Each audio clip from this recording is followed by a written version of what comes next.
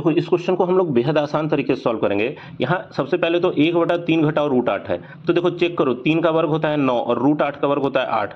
9 घटाओ 8 1। जब वर्ग का घटाव करने पर 1 दिखे तो सीधे इसका मान लिख दो कि भाई ये 3 + √8 होना चाहिए। क्यों? क्योंकि यहाँ पर हर में वर्गों का अंतर जो है वो 1 आ रहा है, इसको कोई भी कंजुगेट से गुना करने का जरूरत है नहीं, तो इतने मेहनत से तो बच गए। अब देखो 3 + √8 + 3 + √8 कितना नजर आएगा, तो 6 + 2 √8 नजर आएगा। और √8 को हम लोग 4 × 2 लिख सकते हैं और 4 में से 1 2 बाहर आएगा, मतलब √8 को 2√2 भी हम लोग कह सकते हैं। तो भाई ये क्या बन गया, 6 + 2 दूना 4 √2। और इसमें से क्या घटाना है, तो 6 + 4 √2। और दोनों सेम तरह का चीज है, घट के क्या हो जाएगा, खत्म।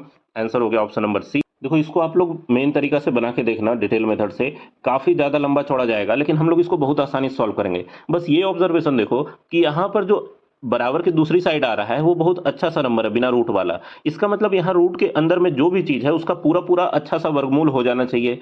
इसका मतलब x और 1 - x बहुत अच्छे से वर्गमूल होने वाला संख्या रहना चाहिए। तो x का मान जो भी आएगा वो अपने आप में पूर्ण वर्ग होना चाहिए, और पूर्ण वर्ग न यहाँ दिख रहा है, न यहाँ दिख रहा है, न यहाँ दिख रहा है। बस ये 9/25 और 16/25 जो है वही पूर्ण वर्ग है। और 1 में से अगर घटा के भी देखोगे 9/25 को, तो ये क्या घट के आएगा भाई, 25 × 1 25 घटाओ 9 मतलब 16/25। और उसी तरीके से 1 में से अगर 16/25 को घटाओगे तो ये आएगा 9/25। तो इसका मतलब यही आंसर होना चाहिए, क्योंकि इसका पूर्ण वर्ग बन सकता है। तो देखो इस तरह का क्वेश्चन आप लोगों ने अक्सर एग्जाम में देखा होगा।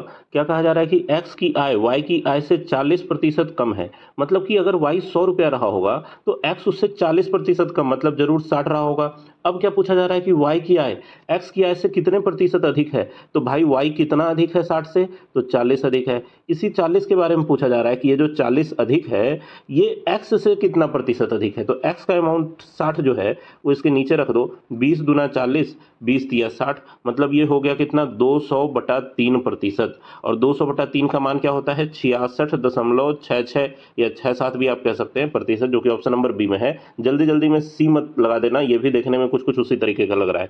तो इस क्वेश्चन को हम लोग दो तरीके से सॉल्व करेंगे। क्या कहा जा रहा है कि पेट्रोल के मूल्य में 20% वृद्धि हुई तो खपत में कितने प्रतिशत कमी करनी चाहिए कि होने वाला खर्च ना बढ़े। तो एक तरीका तो आप लोग पढ़े होंगे कि 20% वृद्धि है तो 20 बटा में इस 20 को 100 जोड़ के मतलब 120 नीचे रख दो और गुना 100 कर दो, ठीक है। और 20 से ये 120 6 बार में कट गया और ये आ गया 100/6, मतलब कि 16.2/3%, ऑप्शन नंबर डी। अगर मान लो ये तरीका नहीं पता है तो दूसरा इस तरीके पर भी आप लगा सकते हैं कि x + y + xy/100% का चेंज होता है और ये चेंज दिया हुआ है 0, क्योंकि खर्च नहीं बढ़ना चाहिए। तो 20% वृद्धि को +20 हम लोग लिख सकते हैं, +y + 20y बटा में 100 बराबर 0। और यहाँ पर 20 से 100 कटेगा 5 बार में, तो कितना है भाई, 5 × y 5y + y, मतलब 6y/5 बराबर -20। और इससे निकल के आएगा y का मान -100/6, जो कि वही 16.2/3% होगा। और ये माइनस साइन ये बता रहा है कि कमी होगा। तो अगर मेथड समझ में आया हो तो चैनल को सब्सक्राइब करें। मिलते हैं नेक्स्ट वीडियो में।